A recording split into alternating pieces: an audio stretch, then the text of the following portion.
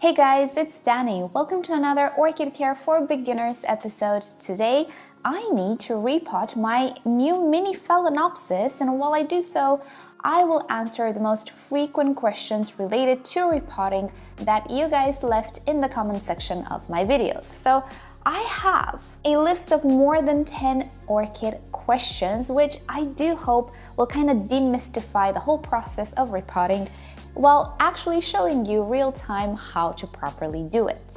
This episode, together with our entire Orchid Care for Beginners series, is sponsored by repotme.com, who offers you everything you could possibly need to take care of your orchid, from potting mixes to pots, fertilizers, and all sorts of accessories. Now, if you're into other types of houseplants, they do have something for you as well, as they are expanding more and more into products for other houseplants. So I will link you to their website down below. You can check it out at any time, and I will also mention the products that I have been using for years and that I really think are worth it. Right, so with that said, I need to get my little repotting tray, pots, and all of the accessories I need, and we'll get this started.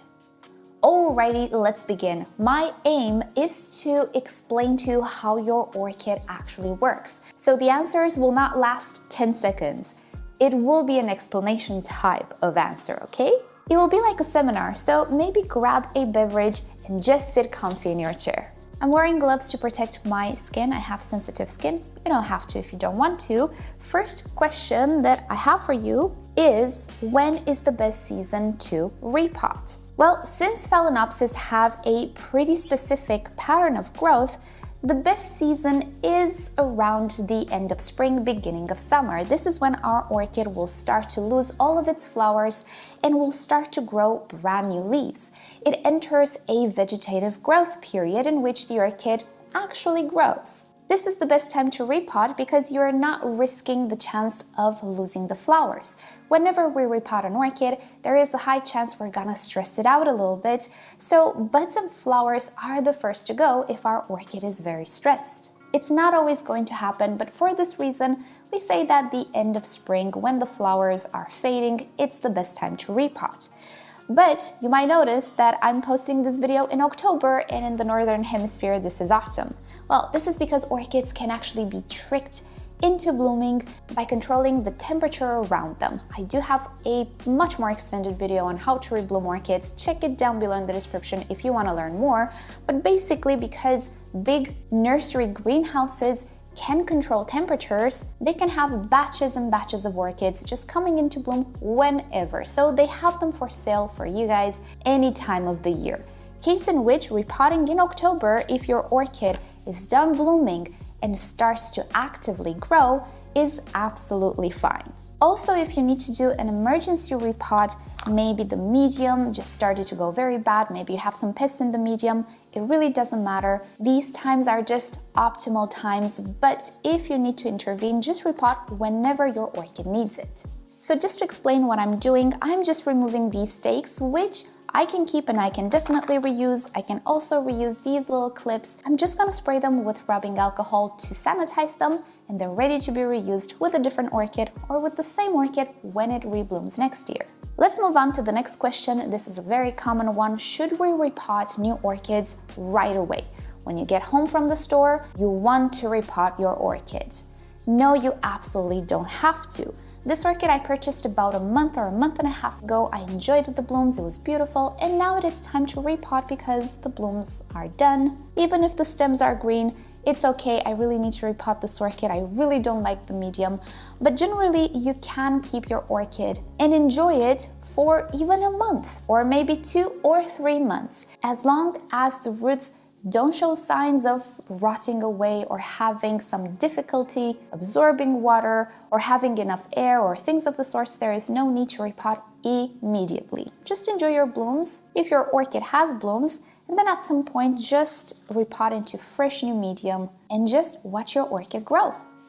Speaking about new medium, let me show you the reason why we need to repot new orchids most of the times, and especially with miniature Phalaenopsis. Nowadays, I see they compact in this literal plug. I do believe it's a cocoa peat type of a plug, although my cocoa peat is not so spongy. Not entirely sure what materials each nursery uses, But look at this.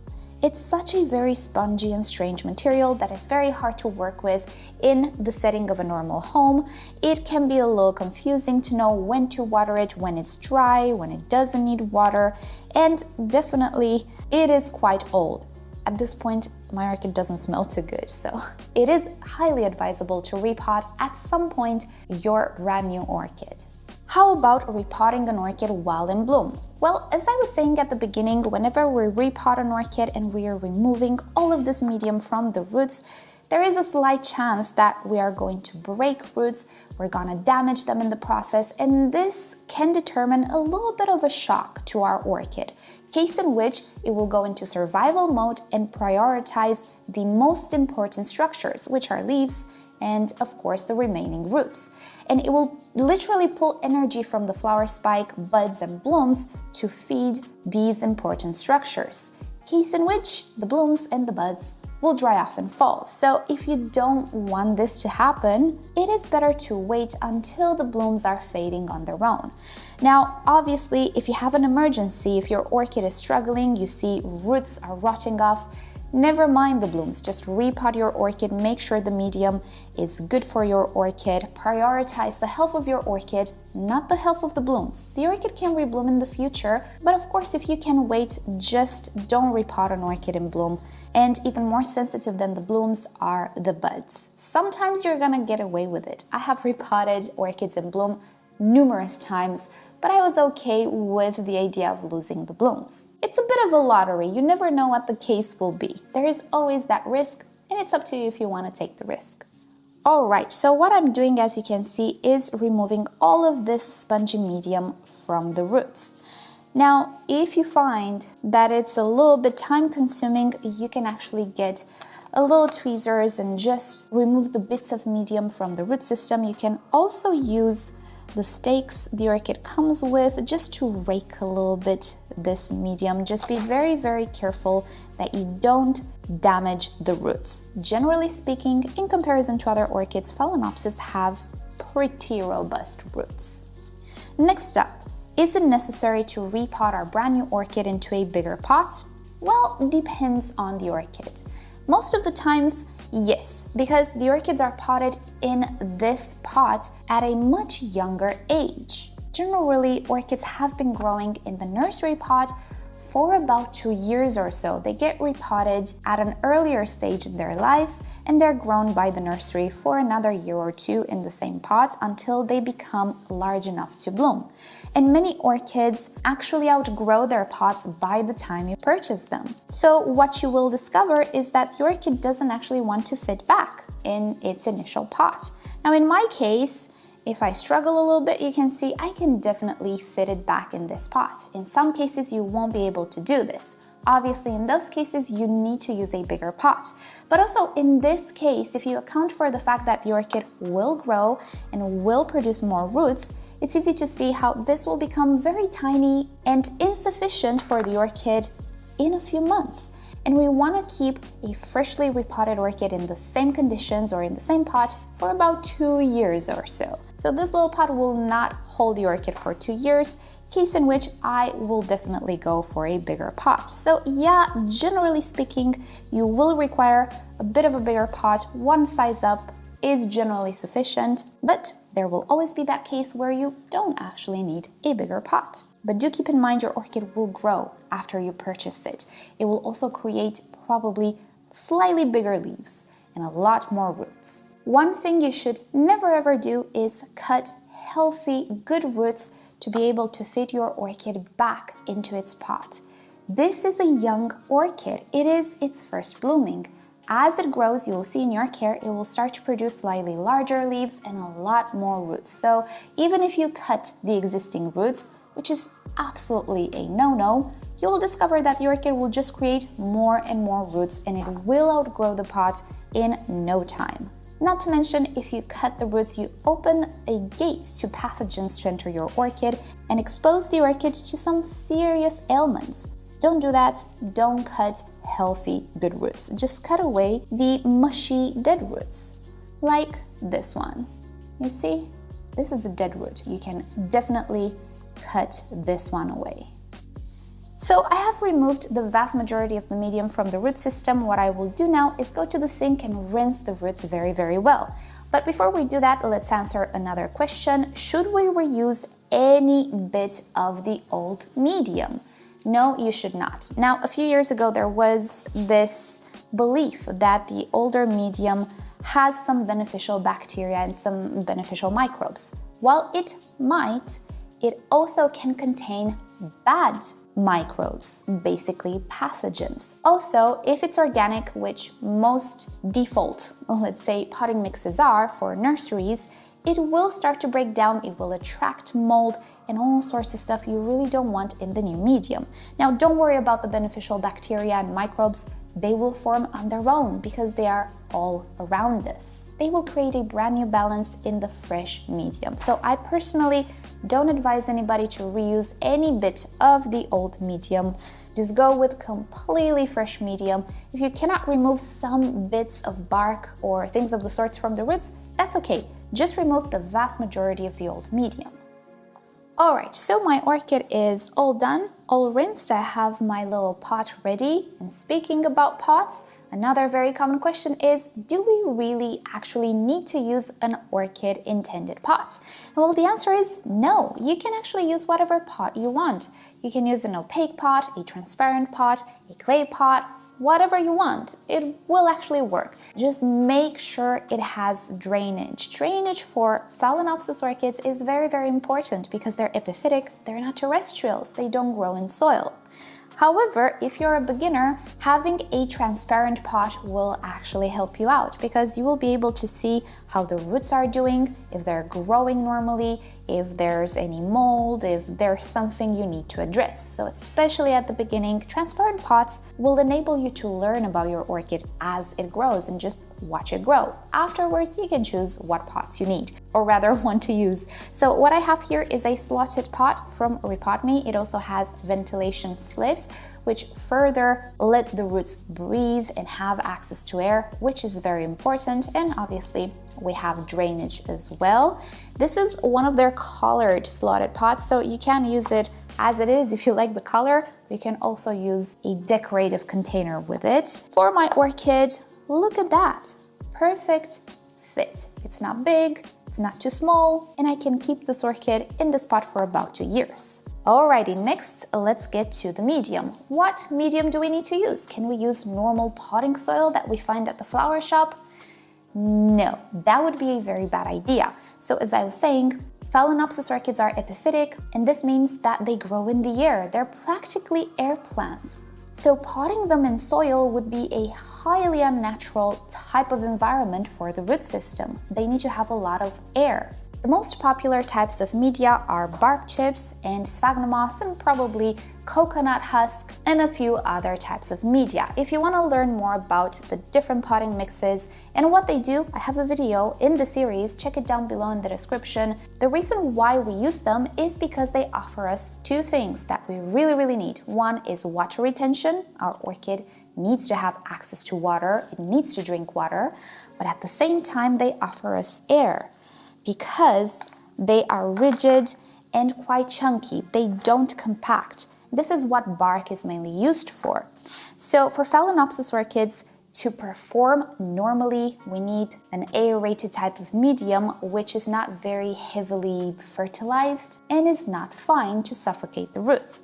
So definitely do not pot your new orchid in normal potting soil. Sooner or later, you might actually experience some very bad effects of that type of medium. Just stick to potting mixes that are specially designed to provide water and air at the same time. Another very common question is, do we need to cut the aerial roots? What are aerial roots, you might ask, since my orchid didn't have any? Well, since Phalaenopsis don't grow in soils but are epiphytic, sometimes you will have roots just growing in the air, out of the pot, maybe out of the drainage holes. That is absolutely fine. Now my orchid had all of its roots inside the pot. That is absolutely normal as well, but the more you'll grow orchids, the more you'll see that they tend to just grow their roots everywhere, even in the air. So what do you do with these aerial roots? Do you cut them? No, absolutely not.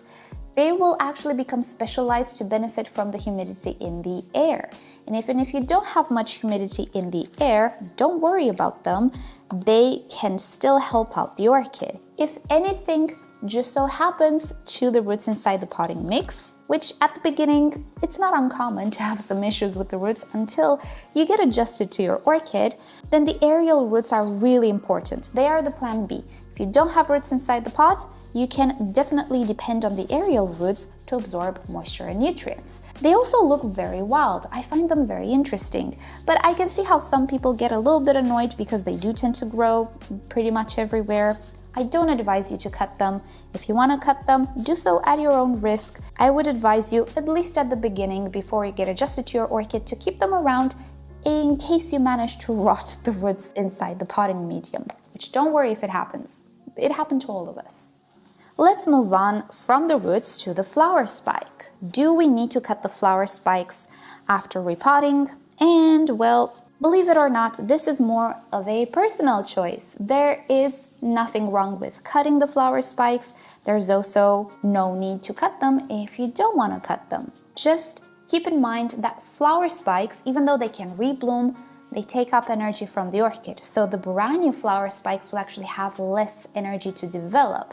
More blooms, more buds. So the energy of the orchid will split into the older flower spike and potential side shoots and the new flower spike.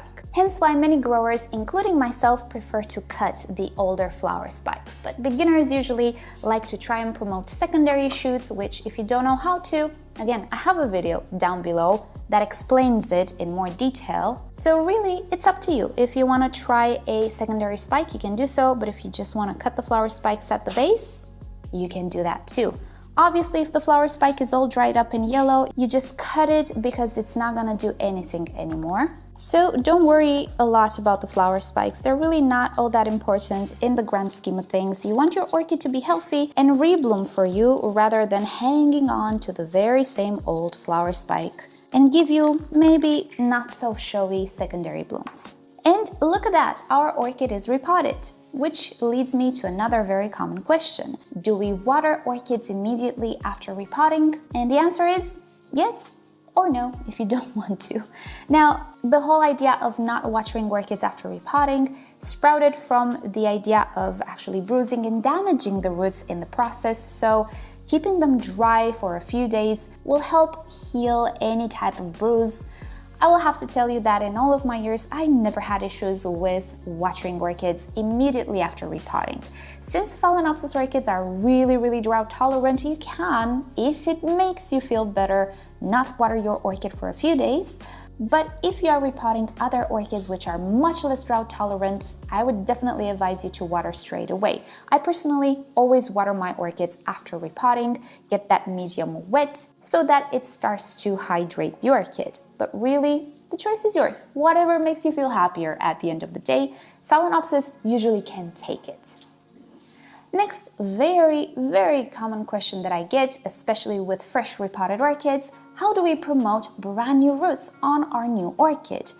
And the answer is you practically don't. You don't induce the new roots because the orchid is already working on it. She knows what she's doing. What we mean when we say how to promote the roots is how to offer the proper environment for these new roots that the orchid puts out to grow normally. And this is where you need to be careful with watering and just providing a good environment for your orchid. Usually, if you leave your orchid dry for days on end, that will not be to the fresh new roots liking, which are not yet fully adapted to your environment and pretty much hardened off and strong enough. So make sure that you water your orchid in time. That's number one. Number two, make sure that the medium you use is not abrasive, it's not toxic, it's not harmful for the roots, it's not breaking down, and so on and so forth. There's nothing worse than having brand new root tips just burning off because your medium is so degraded and so acidic that the roots simply cannot handle it. Reason why we repot in the first place, because organic media breaks down in time. Then make sure that you don't keep your orchid in direct sunshine to scorch not only the leaves but maybe also the fresh new root tips. So fresh new root tips can definitely get affected by hot water as well as freezing cold water. Just stick to room temperature, lukewarm water. That's what these orchids have adapted to endure and to accept. They don't grow in environments which experience harsh winters. And pretty much just common sense things. Don't scrape the roots, don't jiggle the medium too much again to damage the roots and so on. Don't jiggle the orchid way too much like I just did. Just let it be, let it grow. You can pick it up, look at it, but just be a little gentle with it, you know, these type of stuff. Other than that, the orchid will do all the work. You don't need to apply all sorts of substances, boosters, hormones. That's the worst you can do. Don't put plant hormones on your orchid, especially when you don't know what you're doing and what those hormones are supposed to do for your orchid. You just don't need them. And so on and so forth. Let the orchid do the job. You just take care of the environment to support that growth and the sheer will to live and grow that your orchid naturally has. So with that said, we are done for today. These have been the most common questions that you guys left in the comment section. I hope this will help you out. I just want to put you on the right path. But there is no one single way of caring for your orchid. So from here on, it's up to you to discover some tricks that you can apply in your environment which will benefit you and your orchid. Just be careful with the clickbait things you find on the internet. They're not all good. They're called clickbait for a reason. So if you see like a thumbnail that says put eggs and mayonnaise and onions on your orchid, maybe don't. Maybe just use a little common sense. It's a plant. It doesn't like ice. It doesn't like heat. It doesn't like stuff you wouldn't necessarily like either. It's a live thing. It's not an object. Even if it doesn't have a little heart and a little brain, it has other things that help it grow. So with that said, thank you so much for watching. I hope you've enjoyed today's video. Thank you so much Repotting for sponsoring yet another episode from this wonderful Orchid Care for Beginners series, which is the most viewed and actually most appreciated series that I do here on this channel. Many of you leave me comments saying that it helped you a lot, and that's the aim. That's what I want. I want to help you guys. So yeah, I hope you have a great day. Subscribe to my channel for more orchid videos, tutorials, experiments, updates, and other fun orchid subjects. If you wish to support the channel, do consider becoming a member or visit the merch store linked down below in the description. You can also follow me on Instagram and Facebook. It's always nice to stay in touch there as well. And with that said, I'll see you next time. Bye!